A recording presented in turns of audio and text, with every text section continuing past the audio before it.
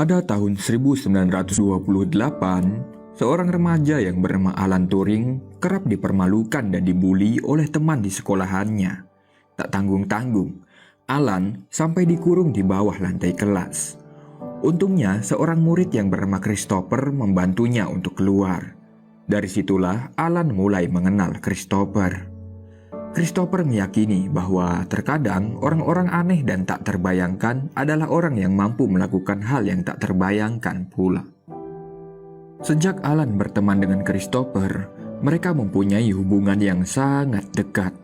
Dari Christopher lah Alan mengenal kriptografi atau ilmu persandian.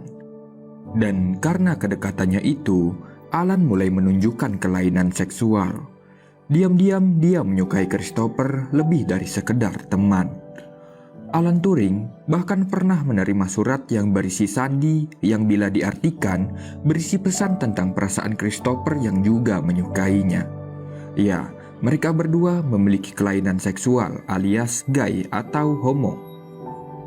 Menyadari pesan Christopher sebelumnya, Alan juga ingin memberikan surat cinta balasan untuk Christopher. Namun saat itu Christopher tidak hadir di sekolah.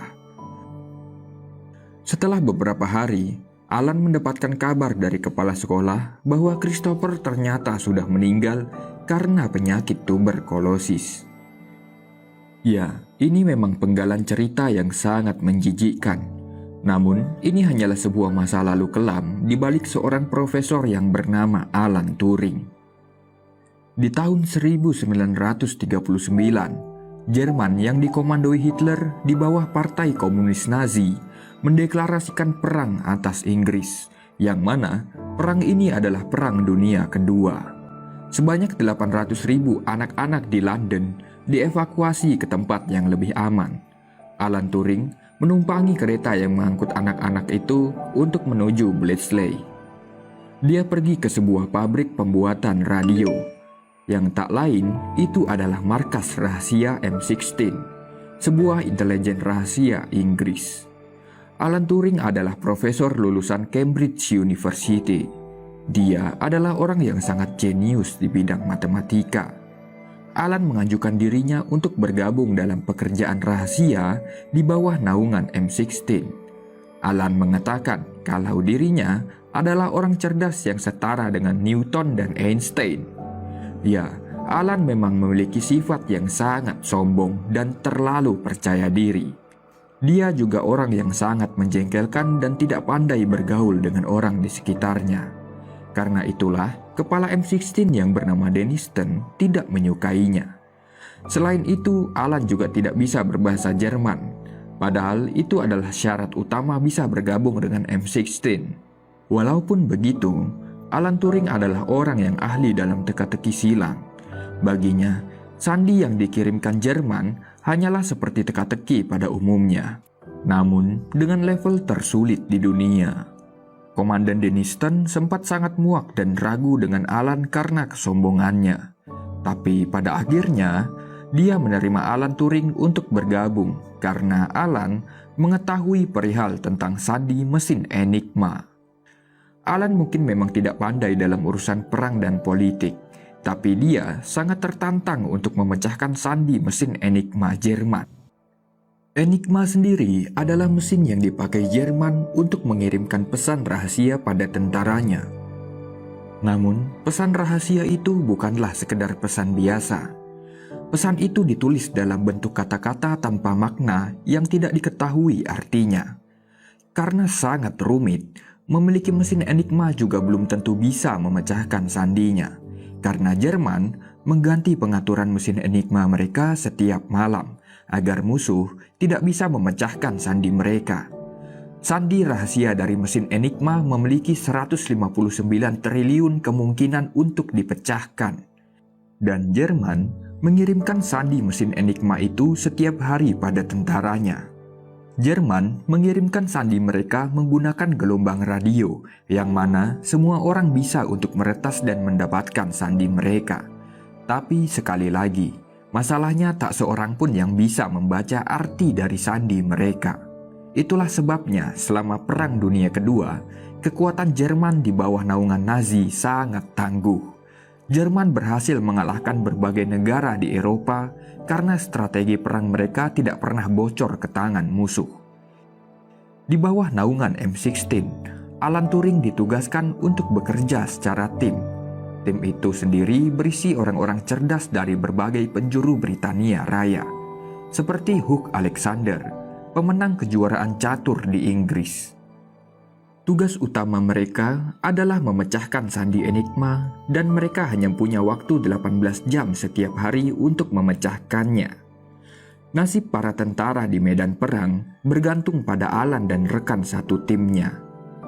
Di kantor, Alan memisahkan diri dari rekan-rekan satu timnya. Dia bahkan menjadi orang yang sangat menyebalkan bagi rekan-rekannya. Hari-hari di kantornya, Alan gunakan untuk membuat blueprint atau rancangan desain sebuah mesin. Di suatu hari, Alan meminta sokongan dana untuk membuat mesin yang selama ini dia rancang. Namun Denniston tidak menyetujuinya. Itu karena kinerja Alan yang ia anggap buruk, sebab Alan tidak mau bekerja dengan timnya. Bukannya sadar, Alan malah meminta Denniston untuk memecat rekan-rekannya dan memakai dana gaji mereka untuk membuat mesinnya. Alan membutuhkan dana setidaknya 100.000 pound sterling. Jumlah uang yang tidak main-main untuk diberikan kepada orang yang sangat menjengkelkan. Alan menjelaskan bahwa sandi dari mesin Enigma Jerman terlalu sulit untuk dipecahkan oleh manusia. Karena itulah Alan menciptakan mesin rancangannya. Ya, untuk mengalahkan mesin, mereka juga harus menggunakan mesin, bukan menggunakan manusia. Karena itu hanya akan membuang waktu. Namun penjelasan Alan itu tidak membuahkan hasil, karena Denniston tetap kekeh dengan pendiriannya. Tidak kehabisan akal, Alan menitipkan surat permohonan dana untuk dikirimkan ke atasan Denniston yang seorang Perdana Menteri. Beberapa hari kemudian, berkat keputusan Perdana Menteri, Alan diangkat menjadi penanggung jawab atas timnya menggantikan Hugh Alexander yang sebelumnya memegang posisi itu. Sebenarnya Denniston tidak menyukai keputusan itu, namun Perdana Menteri memiliki kuasa yang lebih besar darinya.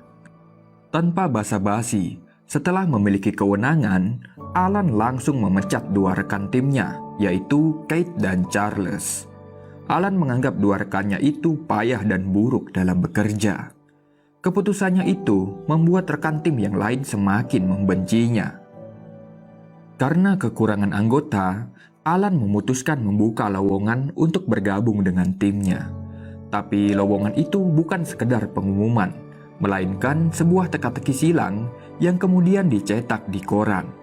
Beberapa orang yang mengisi TTS di koran bahkan tidak menyadari kalau TTS itu adalah sebuah lowongan.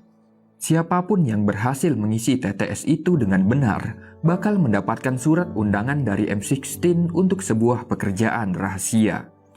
Dan terpilihlah beberapa orang yang sukses mengisi TTS tersebut. Jumlahnya lumayan banyak. Dari semua peserta, hanya ada satu wanita yang berhasil ikut di dalam tes tersebut. Ia bernama Joan Clark. Dan di luar dugaan, Clark menyelesaikan tesnya dengan sangat mudah dalam waktu yang singkat. Bahkan saat peserta yang lain belum merampungkan jawaban mereka. Clark dan satu kandidat yang bernama Jack Good diterima sebagai anggota baru tim Alan. Mayor Menzies memperingatkan mereka bahwa pekerjaan mereka ini bersifat sangat rahasia. Bila sampai terjadi kebocoran informasi, mereka akan dihukum mati atas tuduhan pengkhianatan. Ya, memang seketat itu aturan intelijen rahasia M16. Berkat dana yang sudah mengalir, Alan mulai membangun mesin rancangannya. Sebuah mesin seharga 100.000 pound sterling yang diproyeksikan bisa mengalahkan mesin Enigma milik Jerman. Namun saat itu, Clark tidak bisa melanjutkan pekerjaannya karena orang tuanya tidak mengizinkannya untuk bekerja. Alan lalu mencoba membujuk orang tua Clark. Dia juga membuat percakapan sandiwara dengan Clark yang kemudian meyakinkan orang tuanya untuk memberikan Clark izin.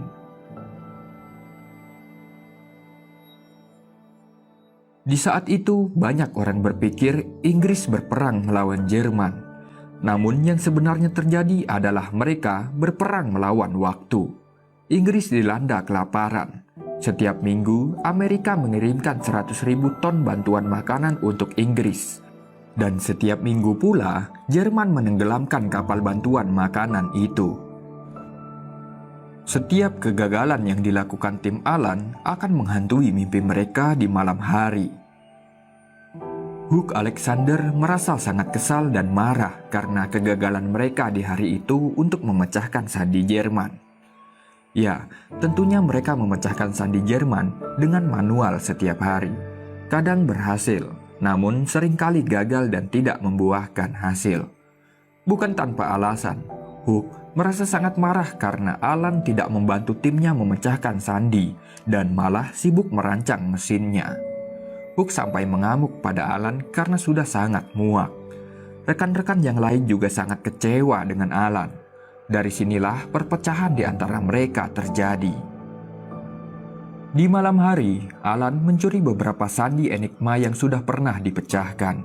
Dia ke tempat Clark untuk meminta bantuan mencari petunjuk dari kertas-kertas sandi enigma tersebut. Semua itu dilakukan agar Christopher bisa dibangun. Ya, Alan menamai mesin yang dia buat dengan nama Christopher, teman laki-laki yang dia taksir sewaktu remaja. Alan menjelaskan bahwa mesin yang sedang dibuatnya bukan hanya sekedar mesin yang bisa memecahkan sandi enigma. Dalam jurnal makalahnya di Cambridge University, Alan pernah menuliskan karya ilmiah yang merujuk pada sebuah mesin yang bisa menyelesaikan berbagai masalah. Mesin itulah yang kini disebut sebagai komputer digital. Ya, mesin yang Alan ciptakan adalah cikal bakal komputer digital saat ini. Di suatu pagi, para tentara menggeledah semua barang Alan karena mencurigainya sebagai mata-mata. Karena militer Inggris mendapatkan kabar bahwa ada mata-mata yang sedang menyusup di dalam markas intelijen. Dan Alan adalah satu-satunya orang yang sangat dicurigai sebagai mata-mata karena sifatnya yang sangat aneh dan berbeda dari yang lain. Padahal kenyataannya Alan Turing bukanlah seorang mata-mata. Kabar itu sampai ke telinga Clark yang kemudian membawanya bersantai di kafe.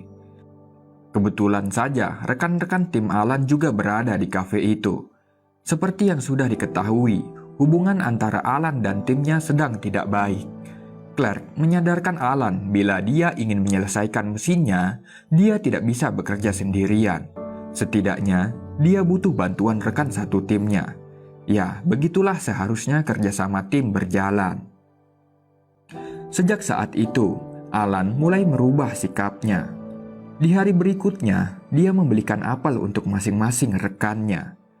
Meski terasa sangat aneh, namun rekan-rekan timnya menghargai pemberian Alan tersebut. Dari sinilah hubungan antara Alan dan timnya mulai membaik. Di tahun 1941, Hugh Alexander memberikan rancangannya untuk menyempurnakan mesin yang Alan buat agar bisa bekerja lebih cepat dan efisien guna menghemat waktu. Setelah semua komponen sudah siap, untuk pertama kalinya mesin buatan Alan Turing mulai dinyalakan. Mesin bernama Christopher itu memiliki banyak rotor atau tabung yang berputar, yang mana di setiap rotor terdapat abjad yang tertulis dari huruf A sampai Z. Cara kerjanya cukup simpel. Jika semua rotor berhenti, maka mereka mendapatkan hasil yang berupa sebuah settingan untuk mesin enigma mereka. Ya, jadi mesin Christopher bukan untuk menerjemahkan sandi, tapi untuk mencari settingan yang tepat untuk mesin enigma mereka. Karena yang membuat sandi Jerman susah untuk dipecahkan adalah Jerman mengganti settingan mesin enigma mereka setiap hari.